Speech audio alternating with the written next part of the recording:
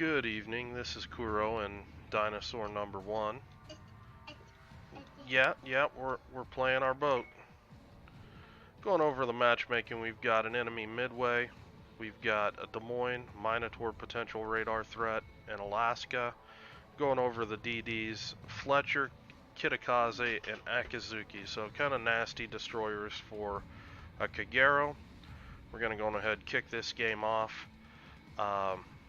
Kind of the purpose of this game, it's an extension of how do I run a destroyer against, you know, CVs. Here I'm running a Kagero, which is probably one of the worst destroyers in the game for dealing with planes, and I'm running it full-blown retard mode with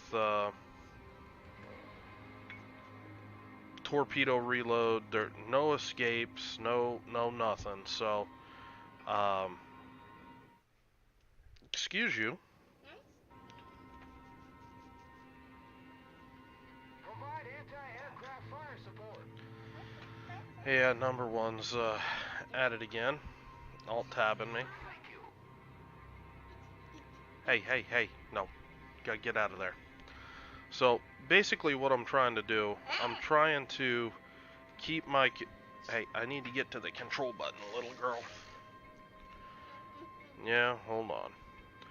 I'm trying to keep this Moskva roughly, you know, within my concealment circle, because I know if I'm within my concealment circle, I should get some sort of AA. And it's only when I see that the CV is on the other end of the map that I'm looking to pop out and, you know, play a little more aggressive and actually get out in front of my team and set foot in the cap. Just taking a look at RPF, trying to see, you know, where people are going.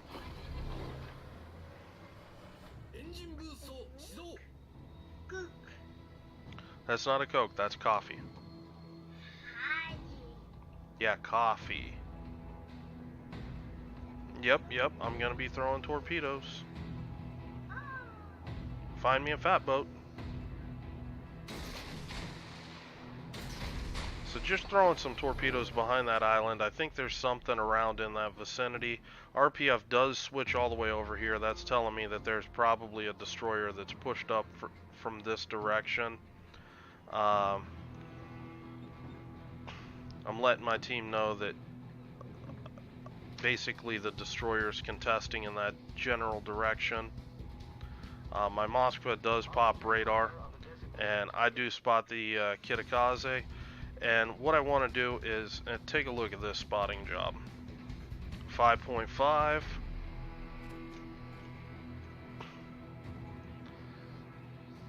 This is what you call precision spotting. He's done. He can't catch me.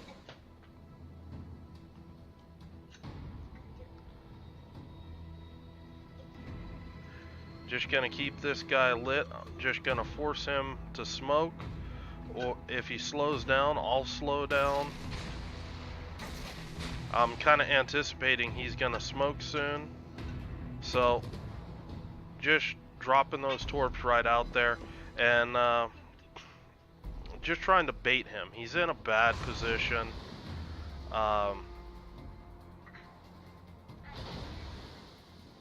Again, just making myself hard to hit. He finally does smoke, and that's the thing. These torpedo reload builds, you play in front of support like this, you force the enemy DDs to smoke up, and you automatically drop off.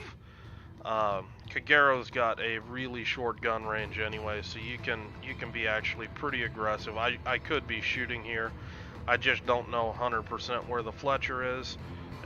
No eating that. So I'm just being cautious.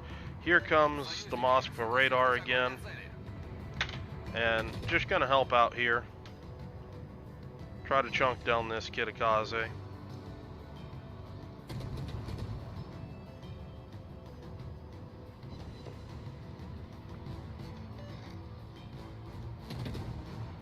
Hey, leave my coffee alone. No coffee for dinosaurs. The world might not survive. And again, you can see the effect of the short range. Fletcher gets spotted out here. He's more than a kilometer away from actually spotting me. Now, we actually see the Midway moving in here. Him showing an interest over on ACAP. That's not good for us. But RCV is doing a good job dropping fighter planes. Sorry, trying to rescue my coffee again.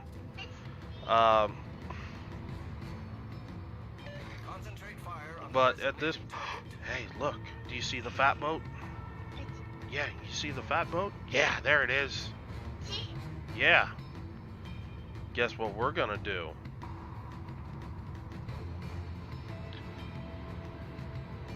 I bet you can guess what I'm gonna do. I'm sneaking my sneaky little rear end up here and just trying to torp this Montana, and then just gonna duck behind this island and pop torpedo reload and see if I can get a flood on the guy.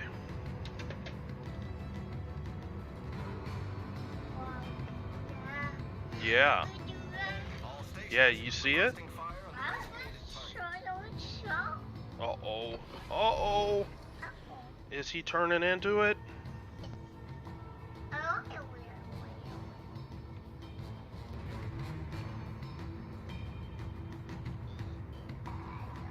Boop. Yeah, boop. We think that the Montana is basically coming this way towards this island, so I just launch a closer set of torps the best I can right in this area. I am going to start shooting when it looks like those torps might miss. And it actually makes him turn right into the torpedoes. So this kind of hung him. I guess he was thinking that those torps were going to be on the back side of the island waiting for him. And pretty much everybody just splatters all over that Montana, and he goes down. Do have a Des Moines that's getting away with rushing the cap somehow. I have no idea why. Our Z46 is running for his life. I'm at 9 kilometers. I'm actually pretty close to my max gun range. So I'm just gonna start shooting this guy. I feel pretty safe out here shooting a Des Moines at this distance. The Des Moines does switch targets to me. I'm actually happy about that because switching targets to me means that I've got more HP than my Z46. So we're basically tanking in tandem now. Because I was spotted earlier, that Midway got a really good drop in on me. And, you know, I should have been more aware of that situation with that plane coming in that direction. Typically, if you're driving into the planes, they can't actually drop you from that angle if you're not spotted early by something. So that was a misplay on my behalf. I was focused on distracting the Des Moines. It cost me a good chunk of HP, but it's also pulled a bunch of heat off my Z46, and he's still alive. Hey, nope, nope, nope. That's right, those aren't toys. So I know that the Des Moines radar is likely down. I'm just pushing in here, just gonna drop a set of torps. This is the only thing I got available right now. And just gonna keep kiting back. I don't want to let this Des Moines holy crap. Seriously, stay out of my coffee. That's a dead cup of coffee. I got a pen cap in my coffee now. Ugh.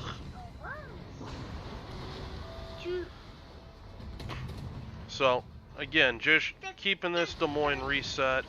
Just you know, doing what I can. Really nice cross torpedo situation there. Unfortunately, Z46 torps hit like feather pillows. But, you know, it's still a good bit of damage on this Des Moines. Actually, that might have been carrier torps. Even softer pillows.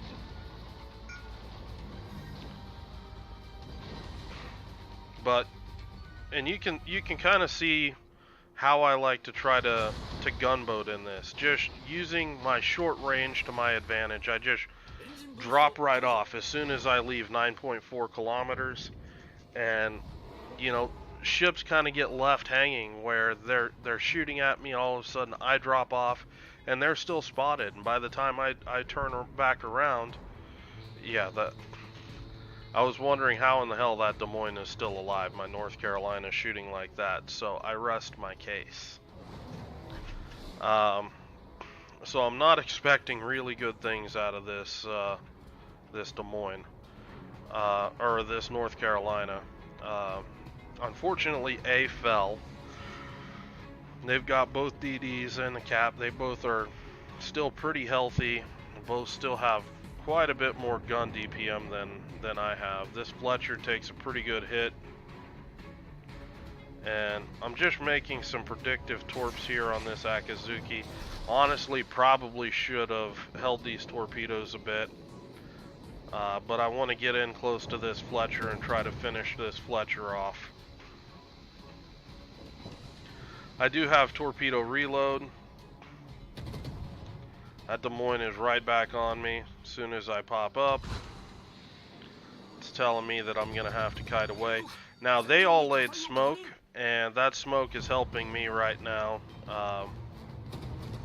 Had a brief lull in the shooting.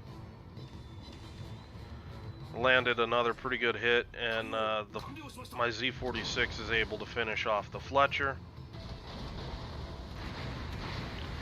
And again, just, you know, staying at a difficult to hit angle, just kiting, and just, you know, keeping these guys distracted. My CV is going to work on that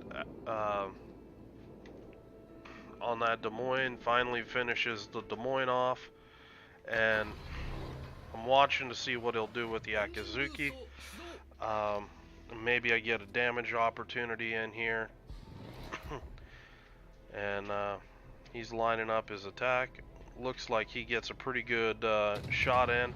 I'm actually going to pick this fight, and the reason why I'm picking this fight is actually I feel Kagero guns are better at this distance at finishing off low health targets than the Akazuki guns. The 100mm guns they're just a little too floaty out at 7 kilometers compared to the 127mm, and I was able just to juke some of his shots and able to finish off that Akazuki.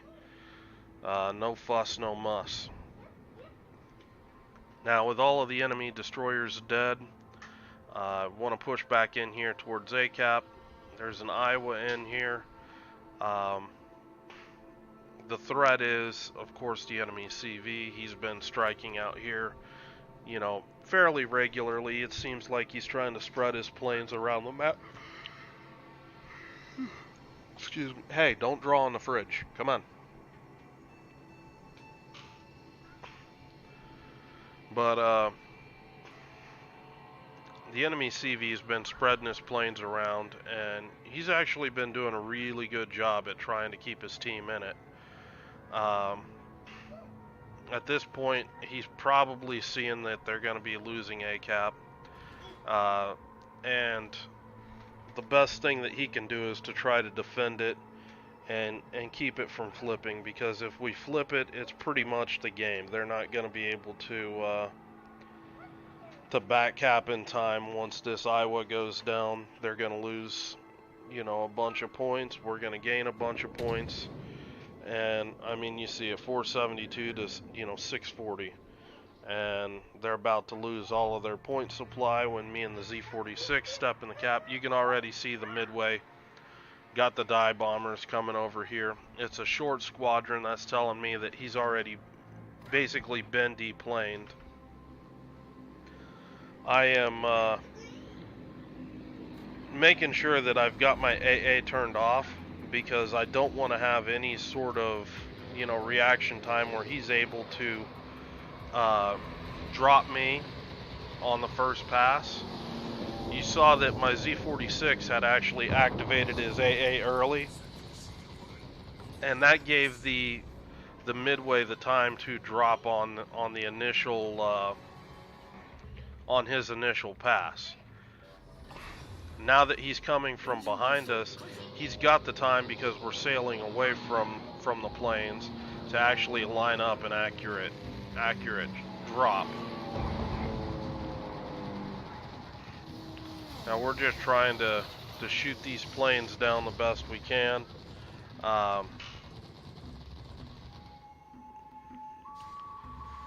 Thankfully, the Z-46 survives.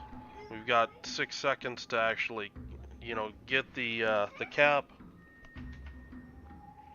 and it's turning into kind of crutch time now. Honestly, we should be heading north right now. But again, you see that I drive into the rocket planes. I didn't pop my AA soon. The Midway was unable to attack me. He did pop a fighter plane over me, which is one of the reasons why I'm detected now, and he's able to follow up with an attack on me, and pretty sure this is gonna kill me. Nope. Japanese modules. OP as shit.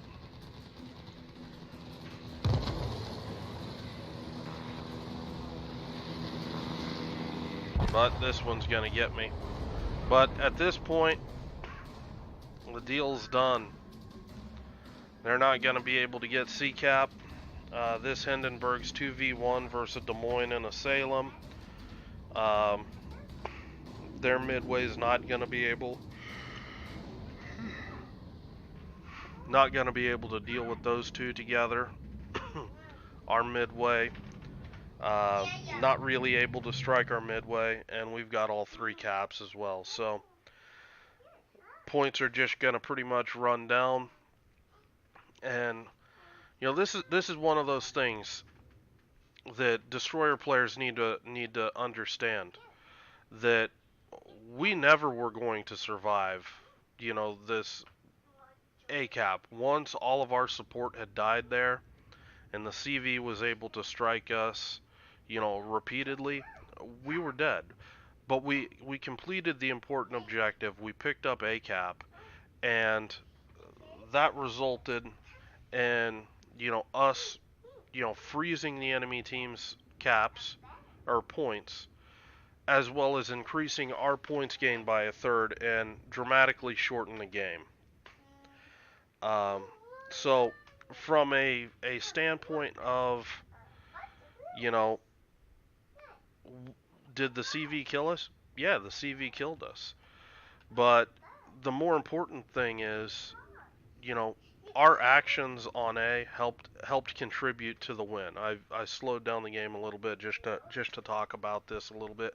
I think some people have unrealistic expectations of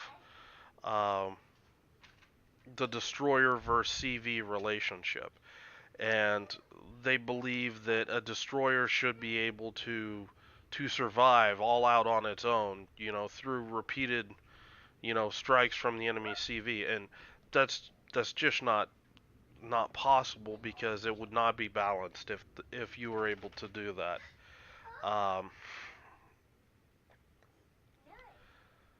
You know, you've got to have a CV has to have some way of protecting itself from a destroyer or something like that. You know, in this case, it's generally the Midway dive bombers are actually what you're going to actually worry about. The rocket planes can do good damage, but the dive bombers, if the CV player is skilled enough to land them, can hammer destroyers. But anyway, getting back to just to the relationship between CVs and DDs, I just wanted to really highlight this game. It's not a real spectacular game. I think I placed second on the team in XP, but it's a really solid game showing the relationship between DDs and CVs, and how even in death a DD still has the ability to carry his team to a win just through the DD's action of being able to you know cap better than anything else in the game, basically. So points are running out. We're going to go ahead and speed this one up. Hope you guys have a good night. Hope you guys enjoyed the game. I will talk to you later.